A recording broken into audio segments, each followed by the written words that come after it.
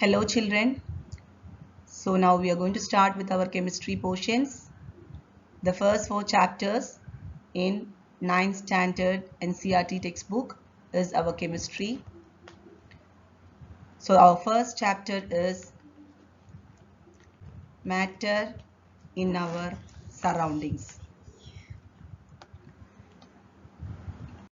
As we look around our surroundings, we could see lot of things with different size, shapes, colors, textures, and we call these to be what? Matter. The food we eat, the air we breathe, the clothes we wear, the paper on which you are writing, the ink which we use, the water you drink, and we human beings, everything we can call in the language of science to be matter. And why we call them to be matter? Because matter is anything that occupies space and has mass.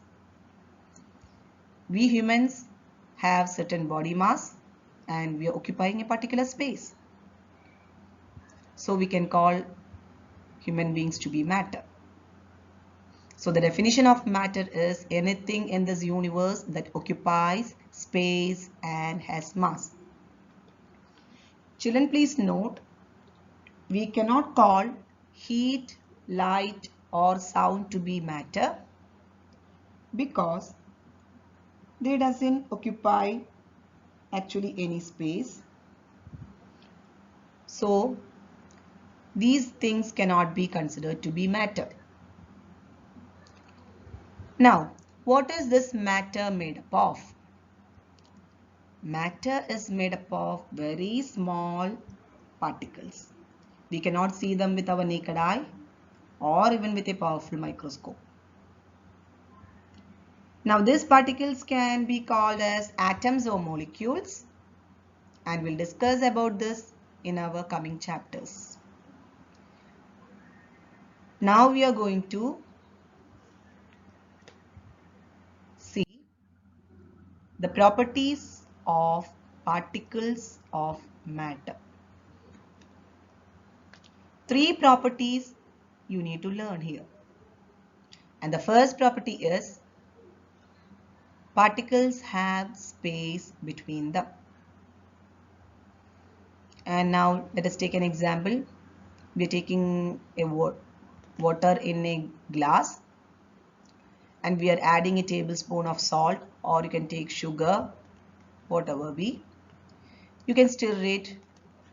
You could see that the salt or the sugar is slowly dissolving. Why it is dissolving? Because the particles have enough space between them.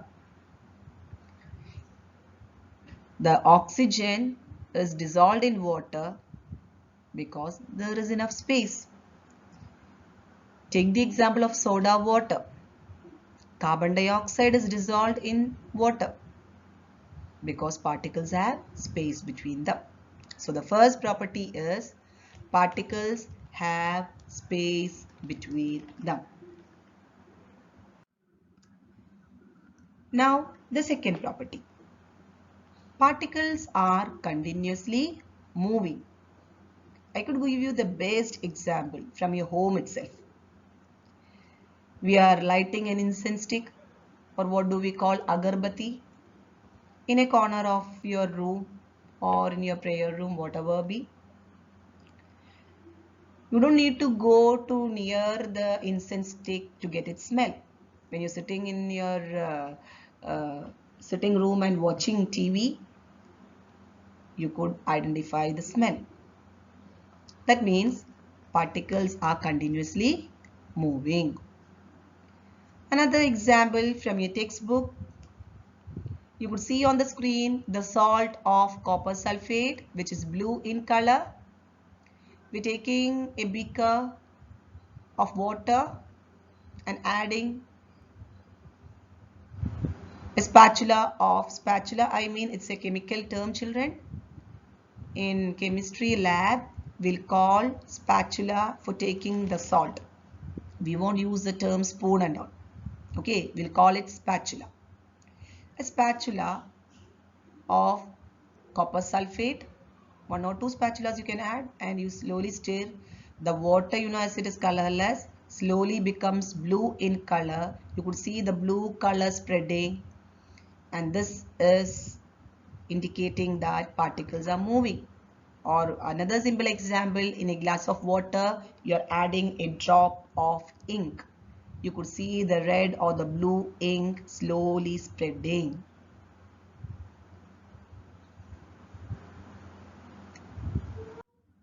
Now, the next property, particles of matter attract each other. See, the chalk is having the rigid shape or the fixed shape because there is a force of attraction between the particles. Now, as we could see, a diver who is diving in a swimming pool is able to cut through the stream of water because particles of matter attract each other. Here matter means, here I mean water. Now this force of attraction is different from matter to matter.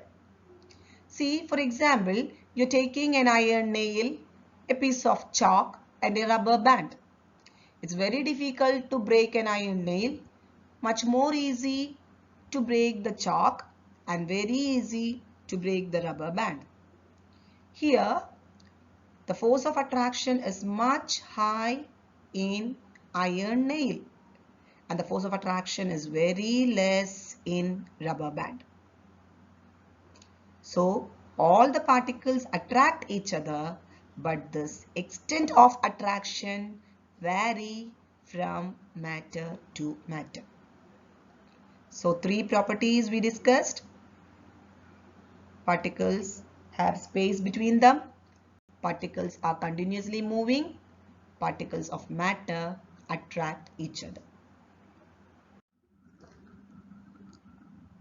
Now let us move into the next topic, the states of matter. You know about this very well. The 3 states of matter, isn't it? Solid, liquid and gas. The 4th state, plasma is there. 5th state, Bose-Einstein condensate, and many more states are there. The scientist is in research of these states of matter. But now we need to learn only the prime states which you know. And why these states of matter exist? This is because of 2 reasons. The first reason, the manner in which particles are packed. The second reason, the force of attraction between them. These are the basic reasons for the existence of states of matter. Listen children, let us take human being as an example. Okay, so our body, even it has solid, liquid, gaseous state, if I could say. Our bones, teeth are in which shape? Solid state. The water or the blood present in our body are in which state? Liquid state. There is oxygen in our body. What is that? Gaseous state. So, now we are going to see the difference in the packing, the difference in the attraction, and the difference in the properties. As you know, solid, we can take eyes as an example. Definite shape is there, definite volume is there. Okay, fixed boundary is there. We can say the chalk is having fixed boundary, it's in that volume. But liquid, the shape is not there. It takes the shape of the container, as you know. If it is glass, the shape of the glass. If it is bottle, the shape of the bottle. But it has a definite volume, 100 ml, 20 ml, 250 ml and all we will say. But for gas, there doesn't have any definite shape or definite volume. Why? Because in solid, particles are very closely packed.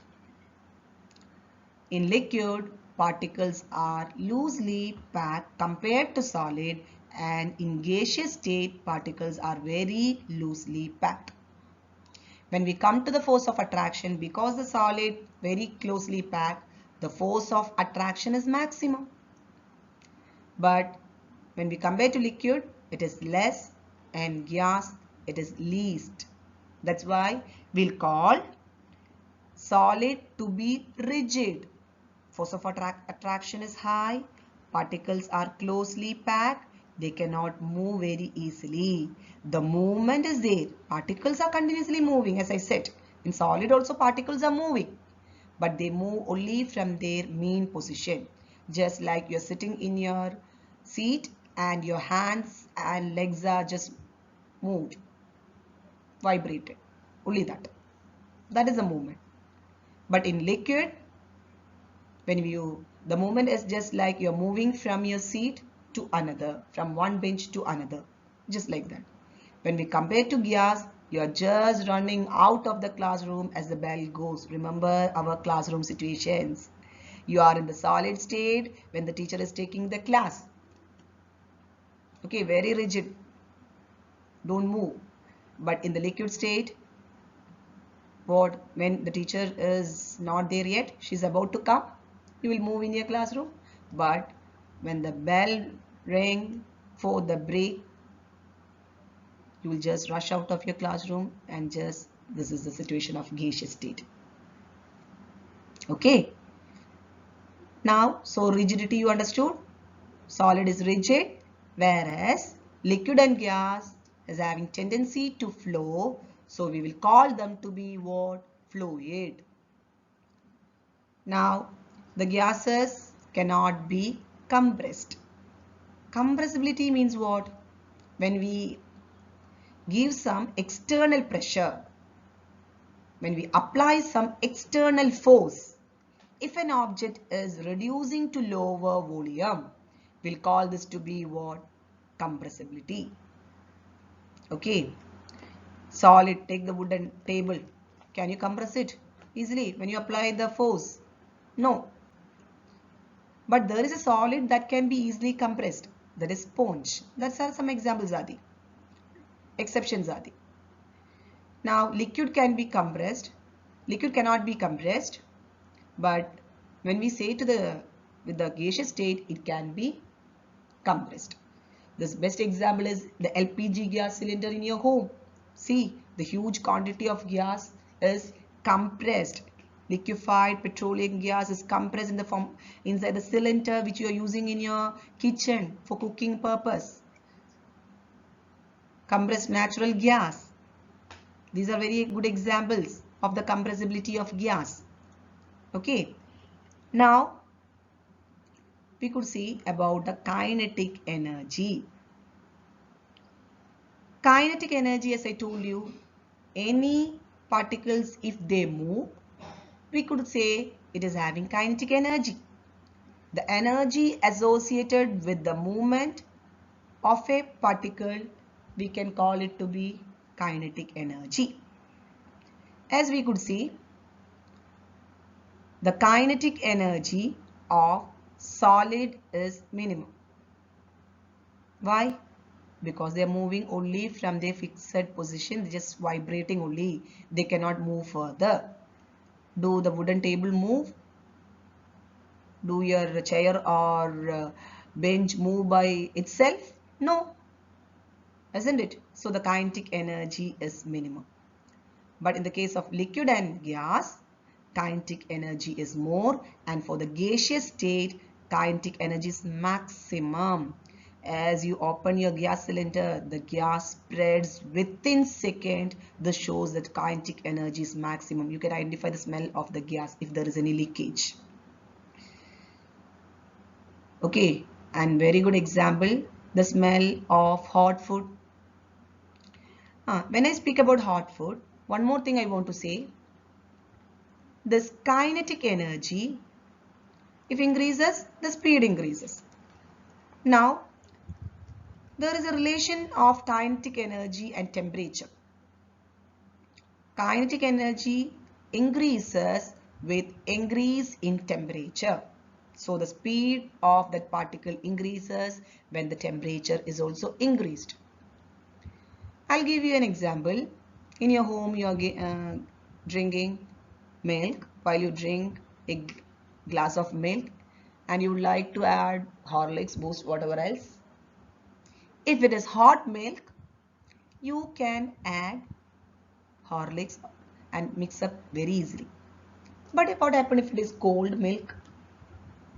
It's not mixing up easily.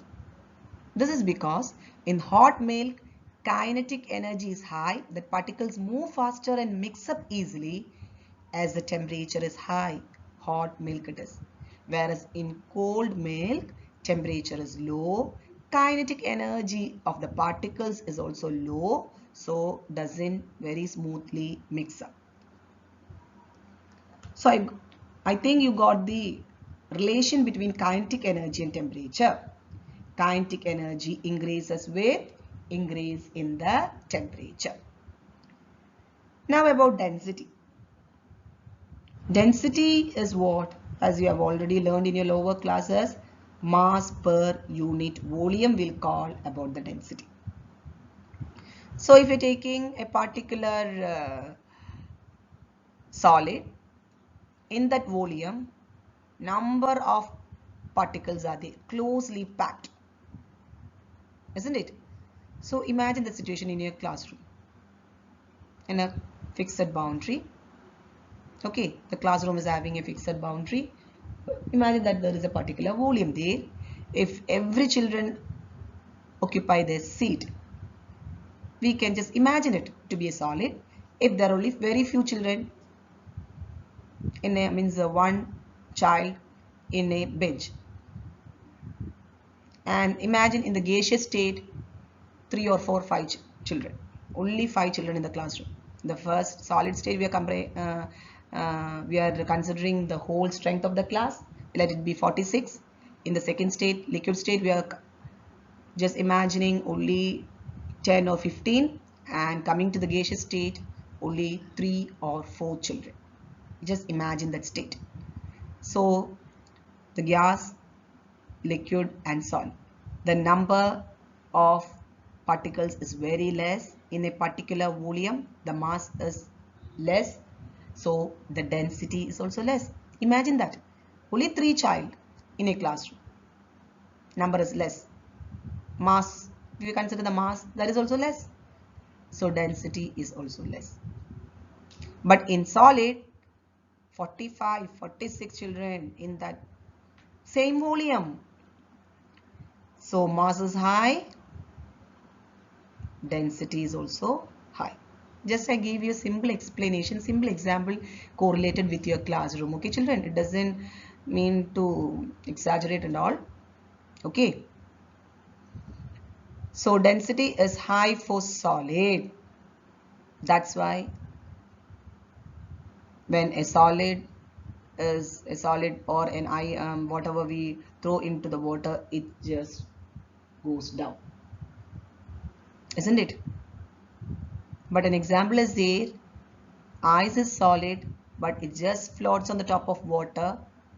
It is having density low. This we will discuss in the coming sessions.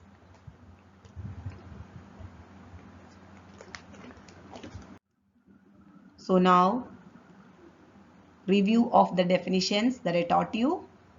Rigidity, solid is rigid.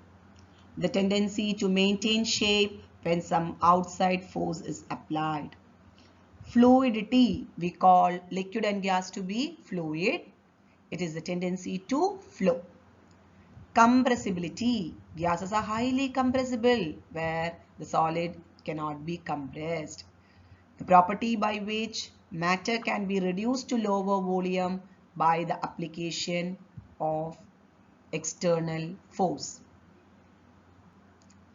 Kinetic energy, the energy associated with a moving particle. Solid is having least kinetic energy, gas is having highest energy. Density, mass per unit volume of a substance. High density for solid, least density for gas.